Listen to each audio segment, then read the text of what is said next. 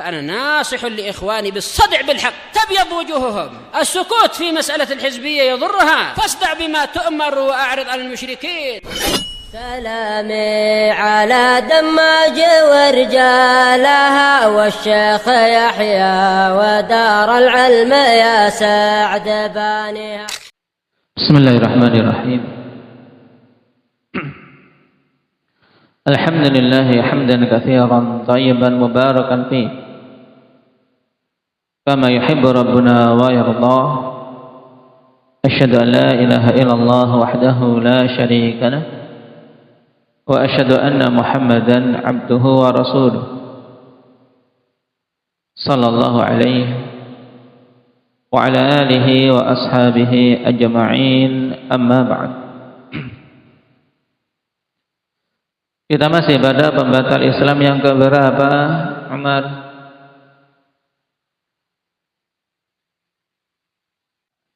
Baik, siapa saja yang meyakini bolehnya sebagian manusia untuk keluar dari syariat Nabi Muhammad SAW, maka hukumnya kafir.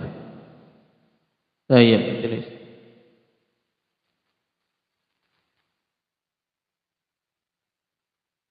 Yang pada pertemuan kemarin kita membahas terkait masalah Khadir, karena dijadikan sebagai syubhat oleh orang-orang Sufiyah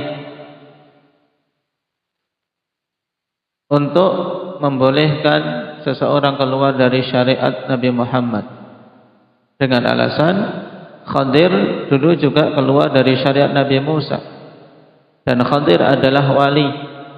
Maka berarti wali-wali yang ada pada saat ini dari umat Muhammad SAW boleh juga untuk keluar dari tuntunan syariat Nabi Muhammad. Ini syubhat yang banyak ditebarkan oleh orang-orang Sufiyah. Makanya setiap Sunni, setiap Salafi harus memahami syubhat tersebut dan bagaimana membantahnya. Dan sebelum itu kemarin kita mengambil tentang keyakinan ahli sunnati wal jamaah terkait Khadir. Yang pertama tentang namanya.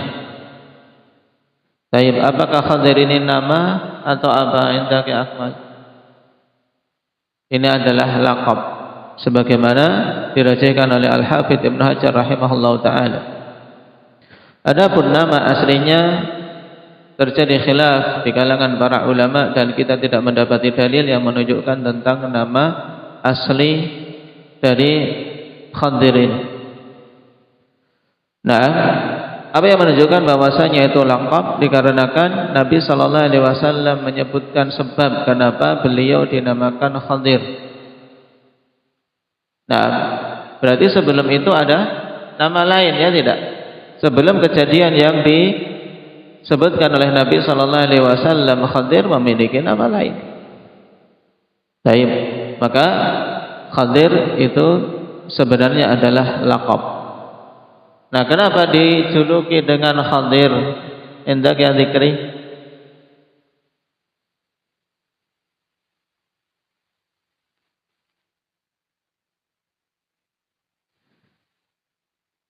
Nah, Nabi sallallahu alaihi wasallam telah sebutkan dalam hadis yang dikeluarkan oleh Imam Bukhari dari Abi Hurairah, "Innama summiyal Khadira annahu jalasa ala farwatin bayda fa idza hiya tahtazzu min khalfihi khadra." Yang dinamakan Khadir karena suatu ketika beliau duduk di atas suatu tanah yang gersang. Sebagian memaknakan tanah yang di situ ada rerumputan gersang yang berwarna putih. Kemudian tiba-tiba dari arah belakangnya bergetar dan tumbuhlah tumbuh-tumbuhan hijau. Maka kemudian beliau dinamakan Khadir. Yang kedua, beliau ini nabi atau sekedar orang saleh atau wali dari wali-wali Allah? Muhammad Bengkulu. Beliau adalah nabi. Dan tentunya setiap nabi adalah wali dan juga orang saleh. Baik. Kenapa ini penting akhwan untuk kita tegaskan bahwasanya beliau nabi? Karena kaum tasawuf, nah mereka menjadikan permasalahan Khadir apakah nabi atau wali, dan mereka menetapkan kalau Nabi Khadir itu adalah wali untuk masalah apa? Ya, mereka tetapkan Khadir itu adalah wali dari wali-wali Allah, bukan nabi. Nah, untuk menetapkan permasalahan apa oleh mereka ini? Muhammad Aceh.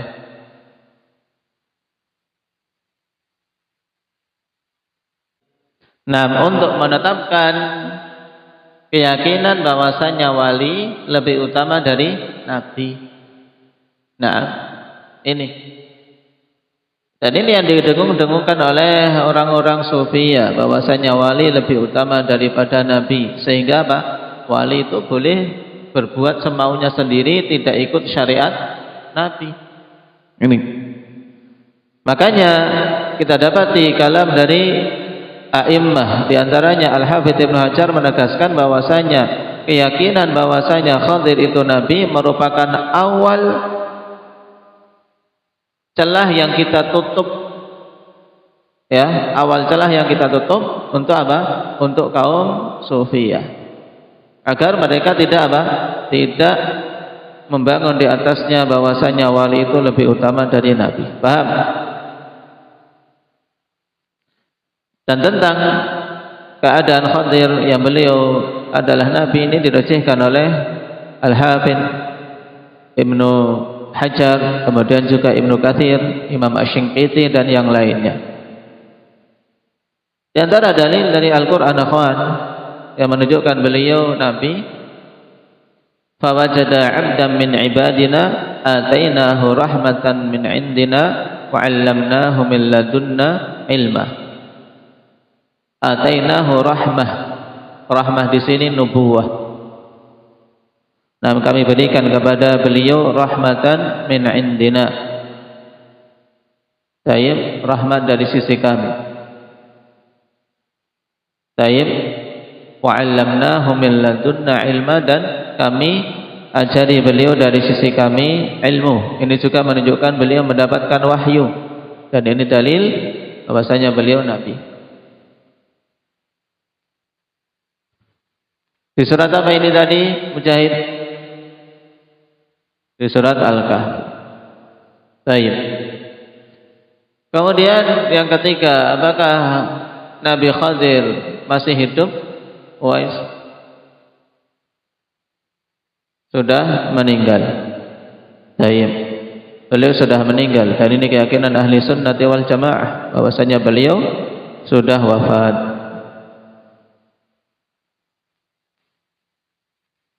Baik. Sekarang kita masuk pada pembahasan bantahan untuk syubhat kaum sufiyah yang menyatakan bolehnya keluar dari syariat Muhammad dengan alasan bolehnya Khadir keluar dari syariat Nabi Musa. Nah, berarti mereka berdalil dengan kias. Jadi orang-orang sufi ini yang mengaku sebagai wali atau sebagai sayyid, mereka memposisikan seperti Khadir yang boleh keluar dari syariat Nabi Musa.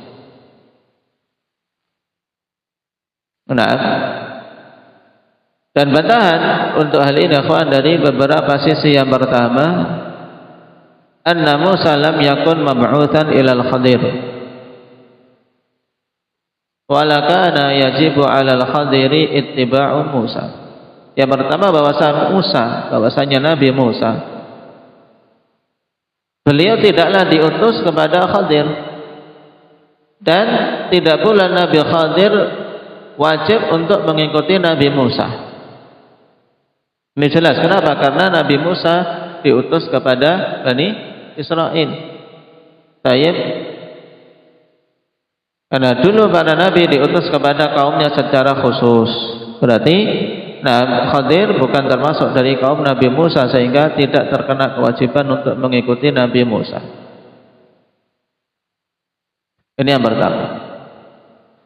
Sedangkan Nabi kita Muhammad SAW diutus kepada semua umat, sehingga harus dibedakan.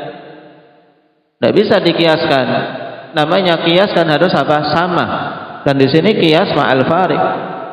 Syariat Nabi Musa beda dengan syariat Nabi kita Muhammad SAW. Syariat Nabi kita syariat yang menyeluruh. Tidak boleh ada seorang pun keluar dari syariat beliau setelah diutusnya beliau, baik dia itu Yahudi, Nasrani, Majusi, Konghucu, musyrik, kafir maupun yang lainnya, semuanya setelah diutus Nabi SAW wajib mengikutinya. Yang kedua,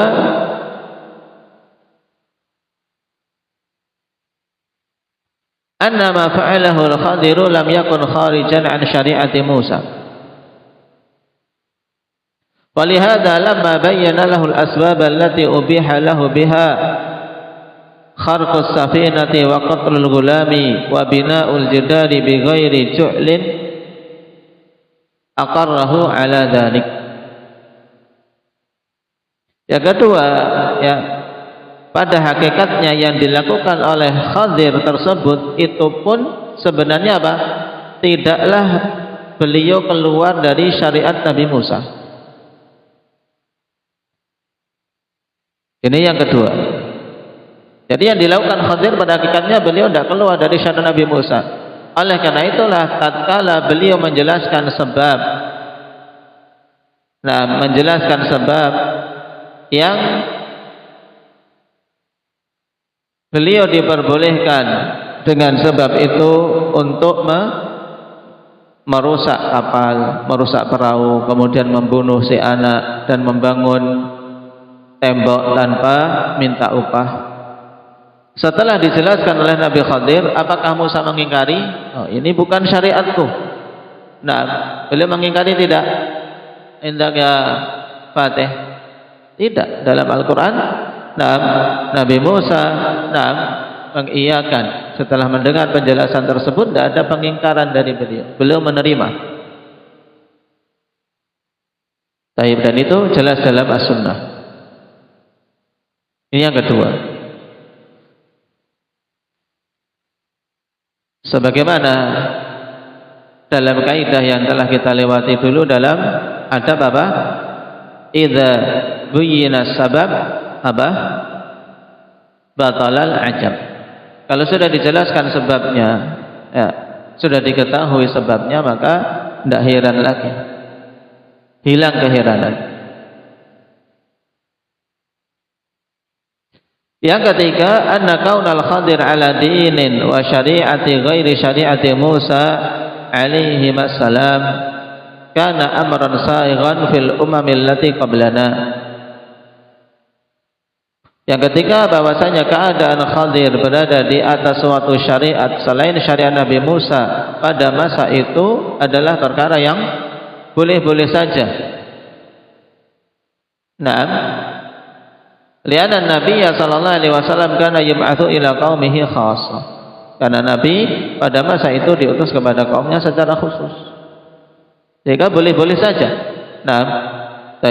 Khadir berada di atas syariat yang khusus selain syariat Nabi Musa.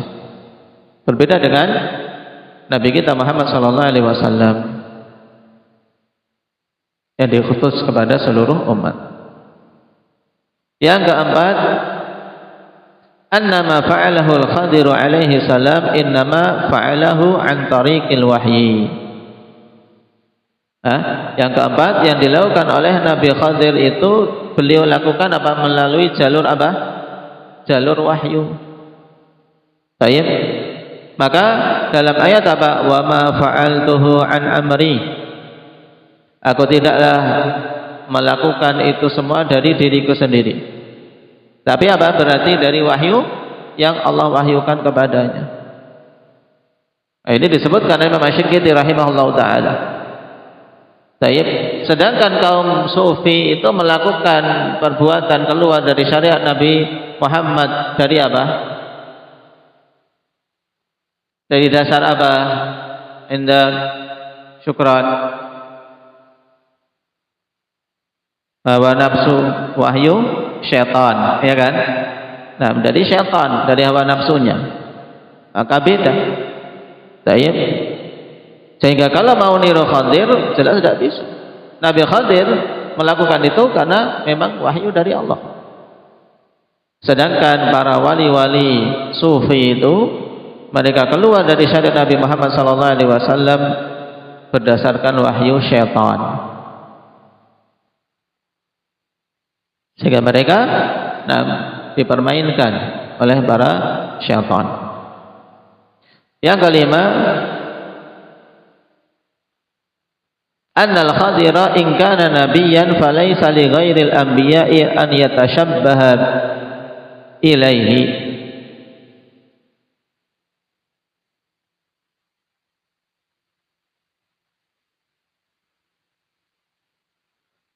Wa illam yakun nabiyyan fa Abu Bakr wa Umar afdalu minhu. Kemudian yang kelima, bahwasanya Khadir ini seandainya memang beliau itu nabi dan itu yang kita rajihkan, maka tidaklah boleh bagi selain nabi-nabi untuk menyerupai beliau. Ya kan? Kalau beliau adalah nabi, maka tidak boleh yang selain nabi untuk menyerupai beliau, karena saat itu beliau berada di syariat khusus dan kita juga berada di syariat Nabi Isa, Nabi Muhammad sallallahu alaihi wasallam. Apalagi kalau beliau bukan nabi, maka tentu Abu Bakar dan Umar lebih utama dari beliau. Padahal Abu Bakar dan Umar mereka tetap mengikuti Nabi kita Muhammad sallallahu alaihi wasallam. Dan kita diperintahkan untuk meneladani Abu Bakar dan Umar, bukan meneladani Khadir. Ini bantahan yang kelima yang terakhir. Jadi taruhlah, sekarang Khadir itu ada, ya bagaimana kita yakini beliau nabi? Apakah selain nabi kemudian boleh mengikuti beliau? Tidak boleh. Kenapa? Karena itu syariat khusus. Karena Khadir kan diutus, seandainya beliau diutus kepada umatnya khusus, dan itu syariat khusus untuk beliau. Demikian pula kalaulah dia bukan nabi, maka berarti Abu Bakar dan Umar lebih utama, karena beliau adalah orang yang paling utama dari kalangan umat Muhammad sallallahu alaihi wasallam, yaitu Abu Bakar dan Umar.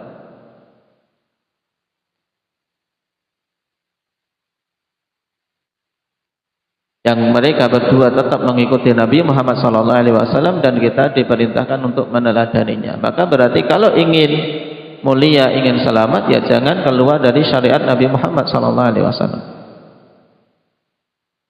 Tayyib.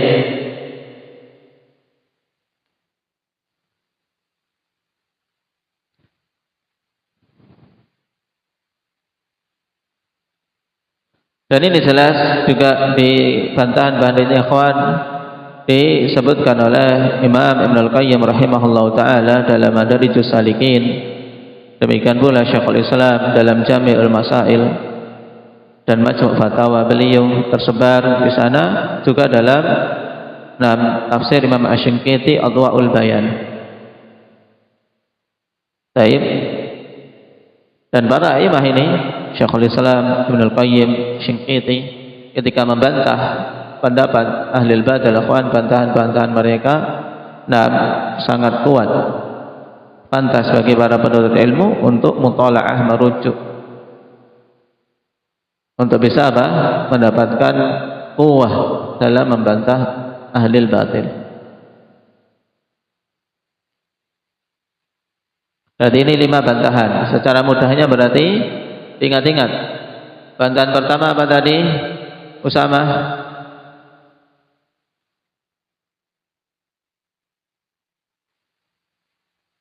Nah, inti bantahan pertama berarti kita katakan Nabi Musa itu saat itu tidak diutus kepada Khadir, dan Khadir pun tidak wajib mengikuti Nabi Musa. Baik. Yang kedua, Habib,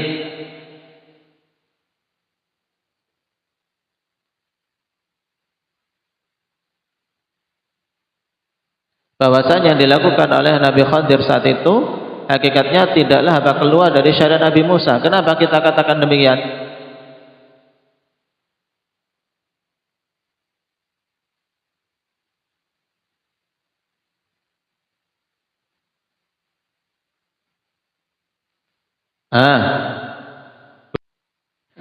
Baik. Nah, perhatikan yang kedua ini, ya saya ulangi secara ringkas berarti ikhwan, bantahan kedua bahwasanya dilakukan oleh Nabi Khadir itu hakikatnya tidaklah keluar dari syariat Nabi Musa.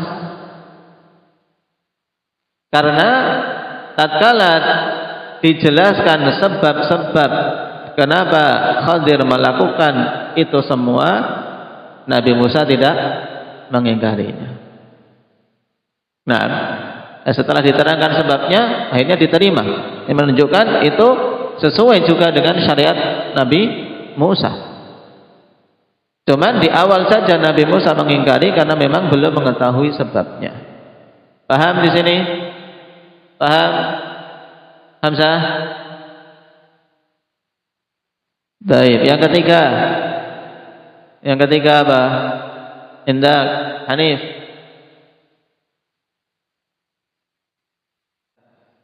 Nah, bantahan yang ketiga.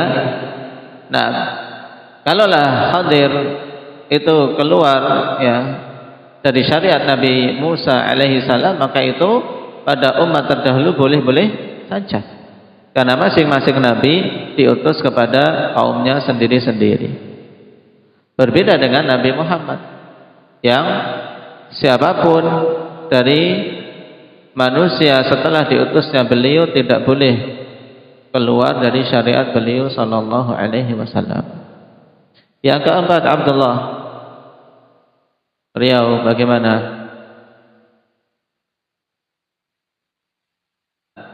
Bahwasanya yang dilakukan oleh Nabi Khadir itu melalui jalur wahyu. Sedangkan kalian yang mengaku sebagai wali melalui jalur apa? Jalur setan. Baik. Sehingga tidak bisa dikiaskan. Kemudian yang kelima, Badri.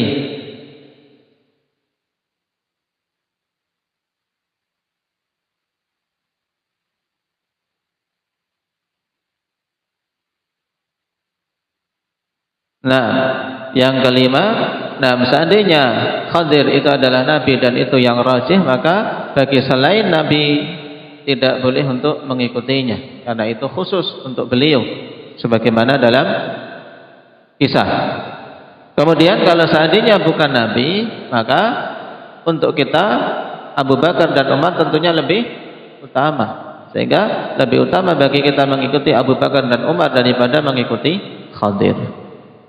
Ini lima bantahan akhwat. Baik. Kemudian pembahasan terakhir terkait pembatal Islam yang ke-9 ini akhwat. Nah, perlu diketahui bahwasanya al-khuruj an syariati Muhammadin sallallahu alaihi wasallam ala qismain.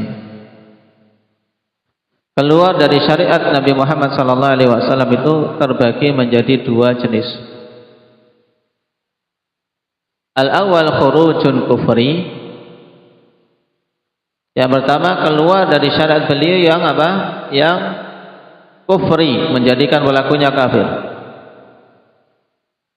Apa itu? Wa huwa an ya'taqida annahu yasilu ila Allah an ghairi tariqin Nabi sallallahu alaihi wasallam. Walau fi mas'alatin wahidah. Keluar yang sifatnya kufur yaitu berkeyakinan bahwasanya dia bisa sampai kepada Allah Subhanahu wa taala melalui selain jalan Nabi sallallahu alaihi wasallam. Walaupun pada satu permasalahan saja dia meyakini bisa sampai kepada Allah, tanpa melalui jalur Nabi sallallahu alaihi wasallam, maka ini kufur, ya. Kenapa? Karena tidak bisa kita sampai kepada Allah, tidak bisa kita beribadah kepada Allah yang benar tanpa melalui jalur Nabi Muhammad sallallahu alaihi wasallam. Yang kedua, khurujun bid'i. Khurujun bid'i, keluar dari syariat yang sifatnya bid'ah, tidak sampai kufur. Wa huwa an yataqarraba ila Allah bi a'malin lam yashra'ha Muhammad sallallahu alaihi wasallam ala annaha bid'atun hasanatun la tukhalifu syar'a,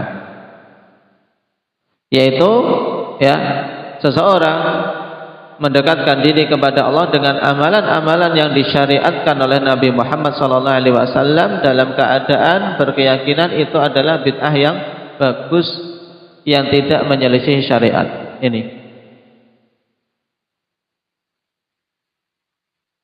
saya ulangi,